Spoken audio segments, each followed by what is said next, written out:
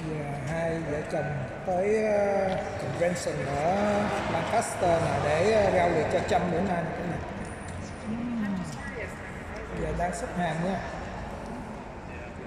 Bữa nay tổng thống Trump đến convention ở Lancaster.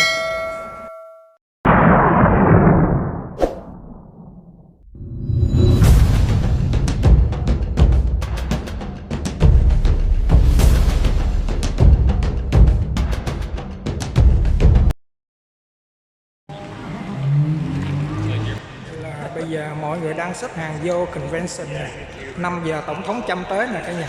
Đó, ở ngoài này nó bán nón đồ Trump Make America Great Again. Mọi người đang xếp hàng vô nha. Xếp hàng dài mút ở dưới luôn. Mình đang tiến lên phía trước.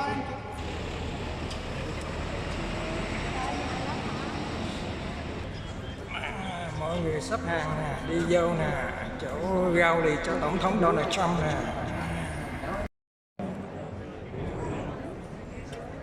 Xếp hàng dài luôn.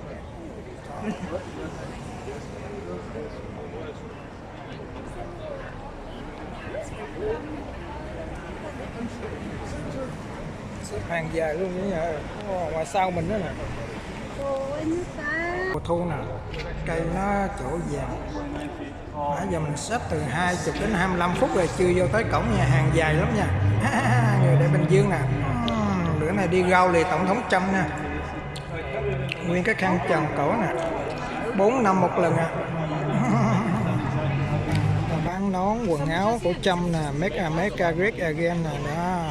Mọi người đi rau lì á, ai thích mua nón, mua quần áo rồi mua mặc vô luôn tại chỗ luôn cả nhà. Mình xếp hàng đông lắm à. Đã giờ gần nửa tiếng rồi, chưa có vô cổng đó nha. Dài luôn. Đó, bán nón rồi, áo tròn luôn à.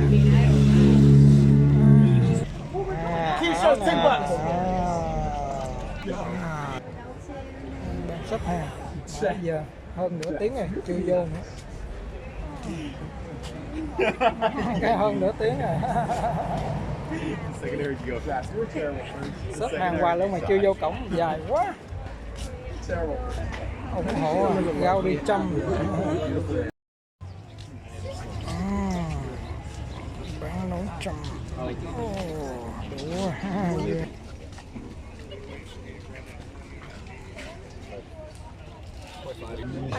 Đông đảo luôn, bán quần áo tổng thống Trump, nón Trump luôn. Ôi trời.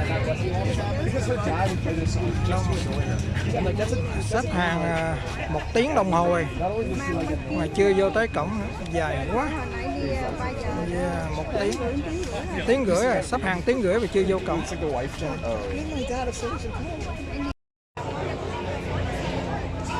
Đông quá trời. Bây giờ vô tới cổng chính là có hàng rào nè, đông đó, thấy không?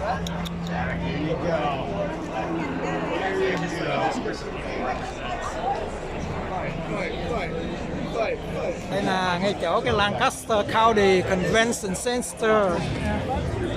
Đó, giờ phải vô cổng chính này nha cả nhà. Trời, quá đông luôn. Đó, giờ tới cổng chính rồi nha, xếp hàng đông quá luôn.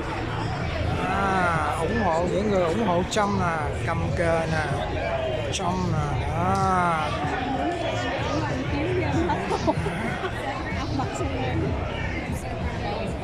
Đây nè, bên đây là Nhật nè.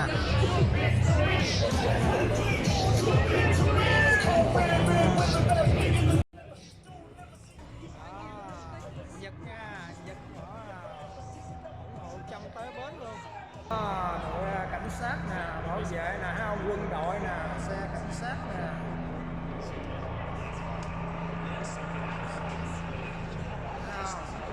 Sát trên này có mai trực thăng nha.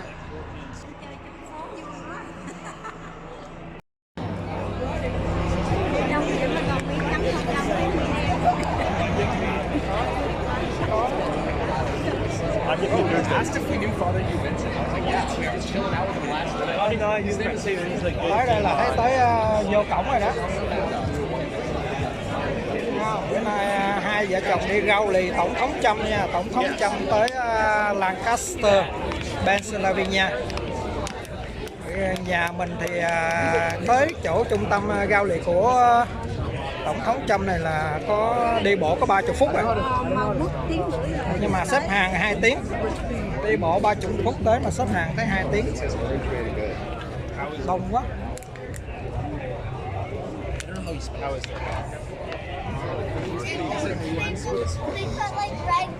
Thấy đông nhộn nhịp không?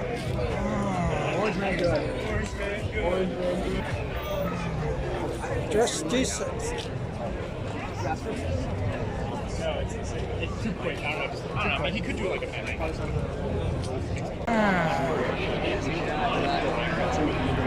Chăm tới bến luôn.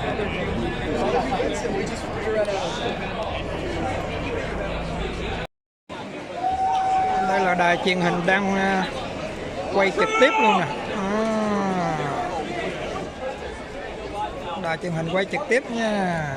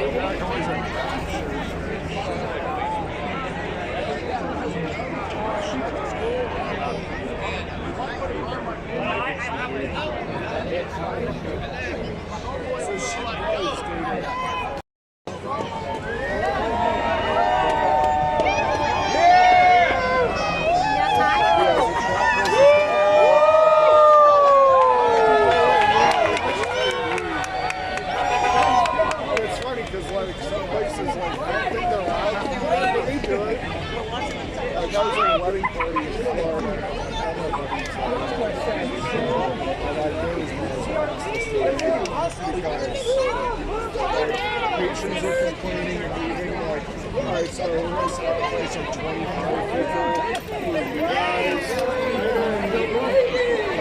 it's like, what are you gonna do? How much is it? Đông luôn cả nhà.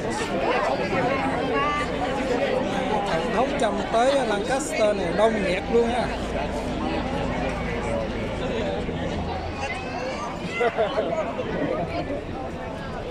Đây đứng ngay chỗ trung tâm downtown của Lancaster.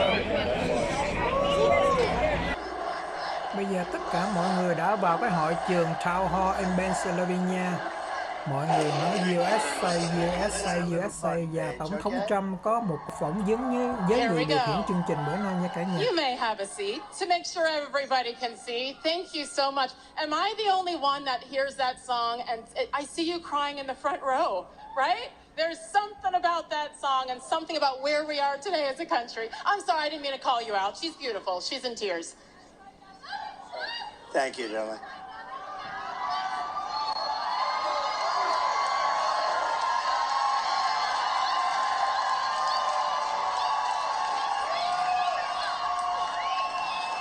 I would like to point out, and I mentioned it briefly, but the fact that Mr. President rushed here from a McDonald's in suburban Philadelphia. We got to make it that way, but we're way up now, and we're way up in all of the polls, I think, for the most part, and we want to make America great again. It's very. I said, who am I debating here? I had two of them from ABC, and I had her. She was the easy one, but they were terrible. They never questioned her on one thing, but he said, crime is down. No, crime is way up. And the FBI, we have to look at this because the FBI put out charts that crime was down initially because they didn't report certain little areas of the country, like the worst areas in the country for crime. And it turned out that their stats were very wrong and very misleading, but rid of the people that are now there. She is so bad. Remember what she said? I'm sorry, when you say get rid of the people who are there, some of the illegals that are here? No. I'm talking about the politicians. The politicians, that are allowing okay, this I'm making to sure. happen. No, we have to get rid of the politicians. And remember what she said? She was interviewed on numerous shows and she couldn't come up. What would you do different? I can't think of anything. I don't know. She can't think. Do you know that 325,000, now think of a stadium, a big stadium being filled up many times. 325,000 children are dead or missing under there. They came across the border or they didn't. They're all dead, missing, or into sex slavery or slavery. 325, many of them are dead. I'm sure many of them are dead. Probably their parents will never see their parents like any parent. They want to see them. They get kidnapped, they get taken. 300, and they come through an open border. They're missing or dead, or they're in slavery. 325,000. Think of that. Think of what that means. The numbers like unheard of. And remember, what would you do different? Nothing. I wouldn't do anything different.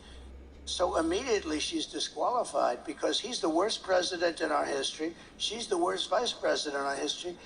And to think that, she's running for president is pretty ridiculous.